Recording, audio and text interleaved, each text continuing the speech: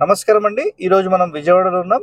So, నేను ఒక condition చెప్తానండి. ఇంటికి సంబంధించిన 4 మూలలనేవి ఎట్టి పరిస్థితుల్లో మనం ఎక్స్‌టెన్షన్ కావొద్దు అని మాట్లాడతాం. సో, ఆగ్నేయం నుంచి పెంపు గాని, ఈశాన్యం నుంచి పెంపు గాని, వాయువ్యమైన, నైరుతైన పెంపు ఉండొద్దు అని చెప్తాం.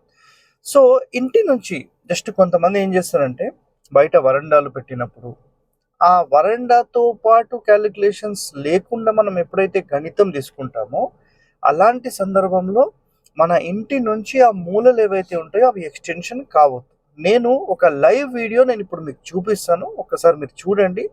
అసలు నిజంగా చాలా అద్భుతంగా దాన్ని సెట్ చేశారు. ఒకటేమో పెంచింది చూపిస్తాను. ఒకటేమో పెంచనిది చూపిస్తాను. ఈ 2 ఒకసారి చూపిస్తా చూడండి.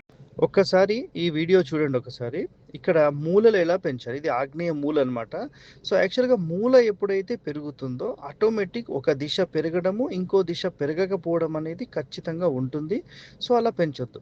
సో, నేను ఇంకొక ఎగ్జాంపుల్ నేను చూపిస్తాను. పక్క బిల్డింగ్ వాళ్ళు అసలు ఎలా చేశారో ఇక్కడ చూడండి. ఇక్కడ చూడండి. గ్యాప్ ఎలా సెట్ చేశారో చూస్తున్నారు కదా! ఇలాంటి గ్యాప్ అనేది మెయింటైన్ చేస్తే పెరిగిన దోషం అనేది ఉండదు. ఇదొక్కటి గుర్తుపెట్టుకోండి ఇది.